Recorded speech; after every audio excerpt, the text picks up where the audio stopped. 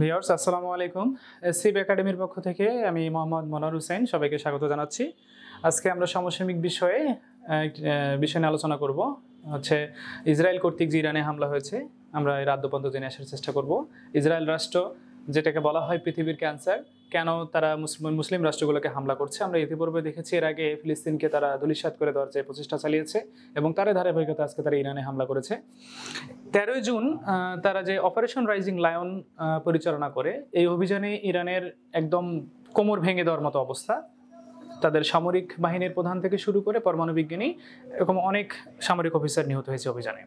তো তারা আজকের যে ইসরায়েল কর্তৃক আক্রমণ, এই আক্রমণ কিন্তু একদিনের কোনো পরিকল্পনা নয়, দীর্ঘদিনের পরিকল্পনা কিংবা গোয়েন্দা তৎপরতার মাধ্যমেই তারা আজকে ইরানে হামলা করতে সক্ষম হয়েছে।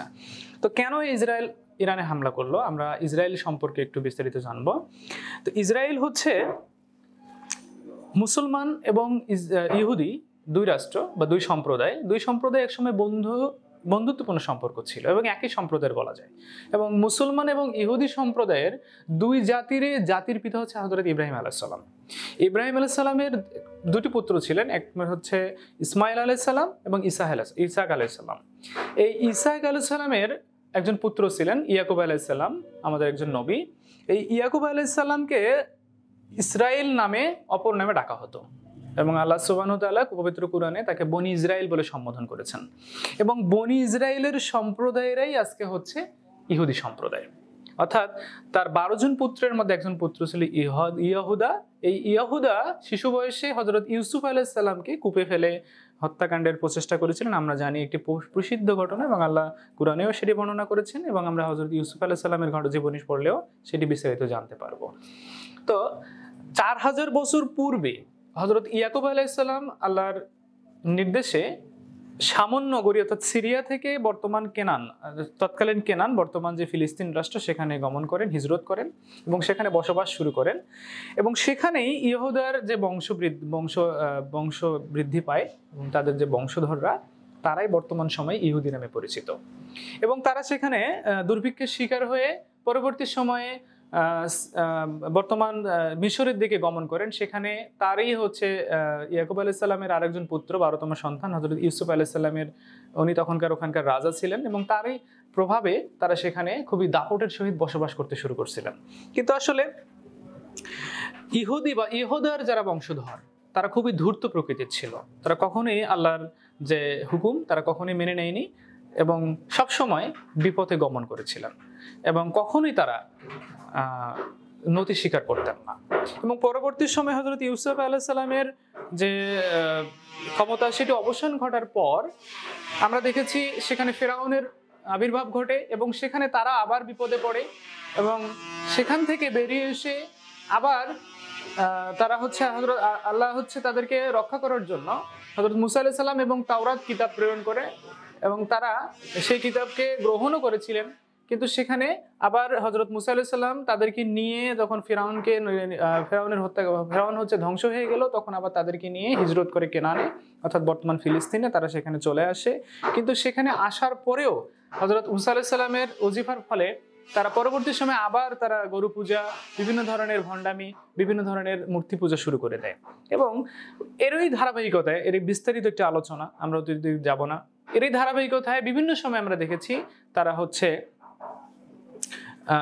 বিভিন্ন মানুষের বিভিন্ন সম্প্রদায়ের সঙ্গে যখন বসবাস করত, তারা যে চতুরতা, তারা যে ধূর্ত, এই ধূর্ত বৈশিষ্ট্যটা তারা সবসময় দেখানোর চেষ্টা করত।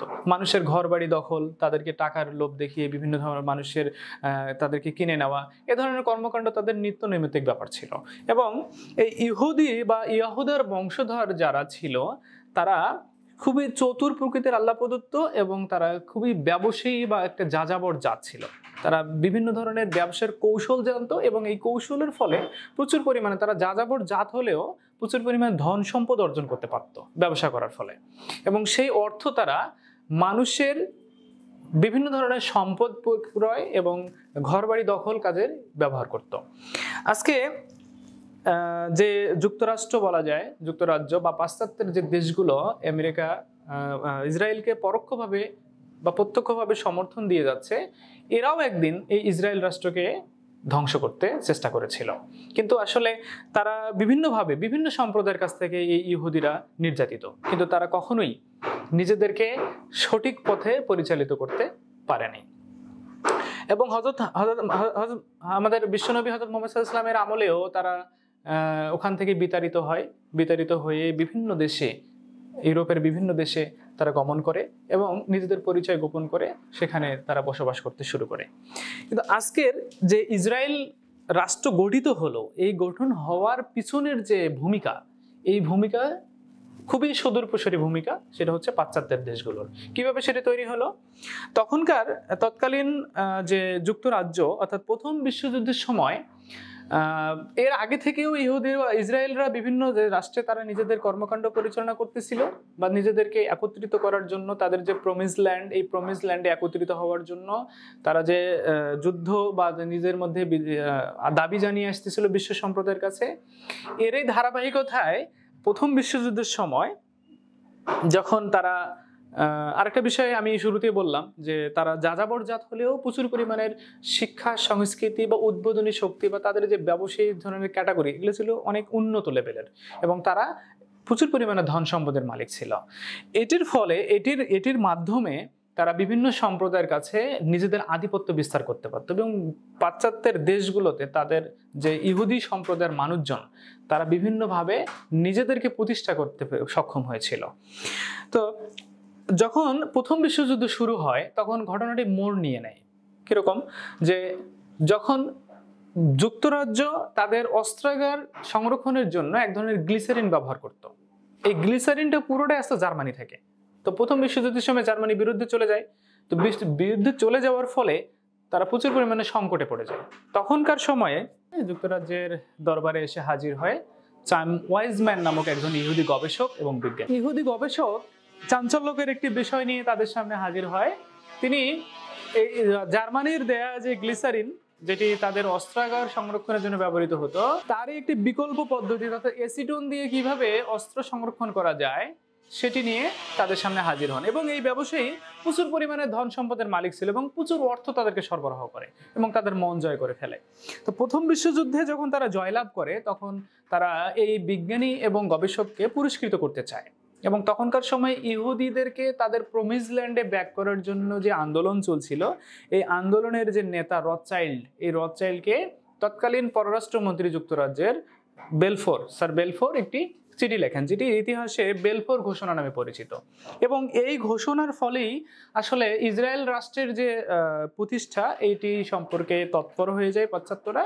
এবং পাশ্চাত্যরা এর আগেও যদিও তারা চেয়েছিল যে এই ইহুদি সম্প্রদায়কে তারা আফ্রিকার উগান্ডা কিংবা অন্য কোনো দেশে তারা প্রতিস্থাপন করবে এবং সেখানে এই রথচাইল্ডকে লেখা চিঠি পরবর্তী সময়ে জাতিসংঘের উদ্যোগে সেখানে তারা আফ্রিকার উগান্ডার পরিবর্তে যেহেতু ফিলিস্তিন, এবং এই ব্যবসায়ী চার্ম ওয়াইজম্যান তাদেরকে অনুরোধ করে যে যেহেতু তারা একটি তথ্যের উপর ভিত্তিতে খুবই প্রতিষ্ঠিত যে তাদের প্রমিস ল্যান্ড অর্থাৎ দজলা এবং ফুরাত নদীর তীরবর্তী যে অঞ্চলটি, ফিলিস্তিন, ইসরায়েল, জেরুজালেম, সিরিয়া এবং জর্ডানের তীরবর্তী যে অঞ্চল, এটিকে প্রমিস ল্যান্ড বলা হয়।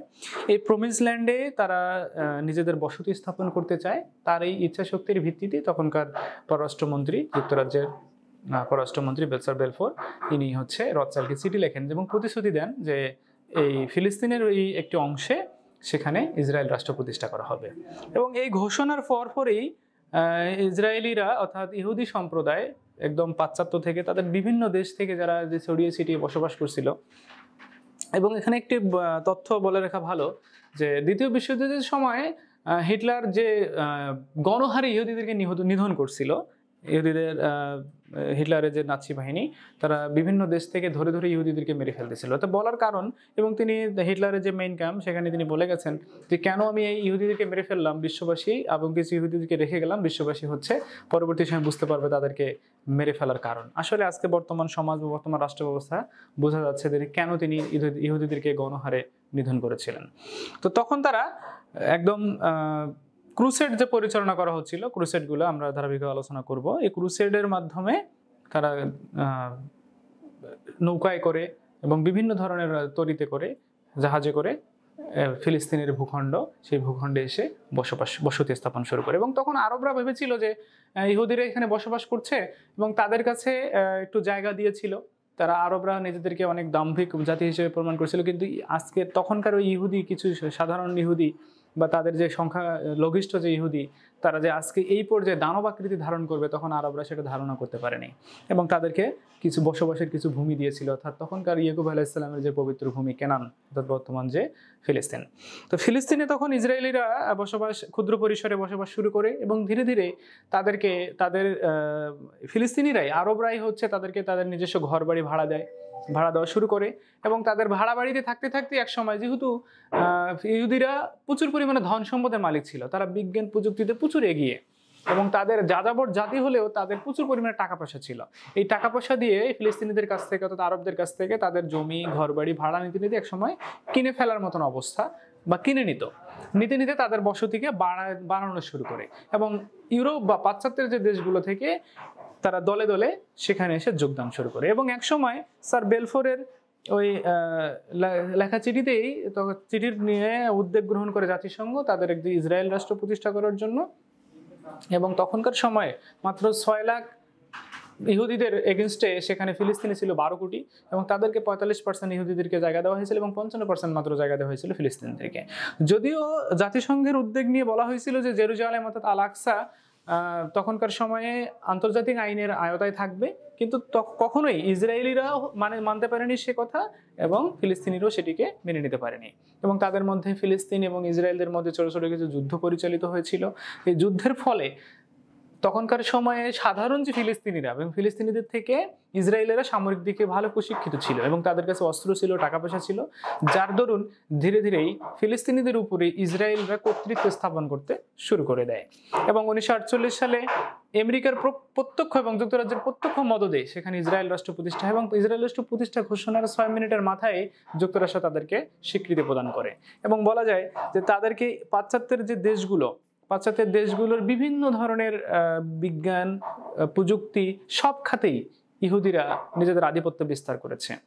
এর কারণেই আসলে বলা যায় যুক্তরাষ্ট্রের 50টা স্টেটের যে 2 জন করে সিনেটর, অর্থাৎ 100 সিনেটরের মধ্যে অধিকাংশ সিনেটররাই ইহুদি সম্প্রদায়ের এবং তারা বাধ্য হয়েই এবং তাদের লোকজনের জন্যই, তারা মনে করা হয় যে তাদের লোকজনের বসতির জন্যই আজকে আমেরিকা প্রত্যক্ষভাবে সেখানে সমর্থন দিয়ে যাচ্ছে এবং সামরিক, আর্থিক সব দিক থেকেই তারা সহযোগিতা পেয়ে আসতেছে পাশ্চাত্যের কাছ থেকে।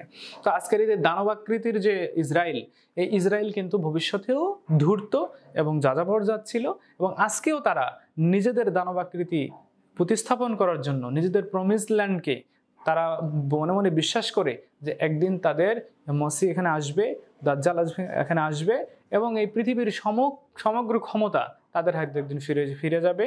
এই বিশ্বাস থেকেই তারা আজকে মুসলমান সম্প্রদায়ের উপর জুলুম, অত্যাচার এবং গণহত্যা পরিচালনা করছে, যাতে করে তারা পুনরায় সেই ক্ষমতায় প্রতিস্থাপিত হতে পারে। তো এই ছিল ইসরায়েল রাষ্ট্র নিয়ে আমার সংক্ষিপ্ত আলোচনা। আরো দীর্ঘায়িত আলোচনা করা যেতে পারে, আমরা পরবর্তী সময়ে এই বিষয় নিয়ে আরো আলোচনা করব। তো আজকে এ পর্যন্তই। আল্লাহ হাফেজ।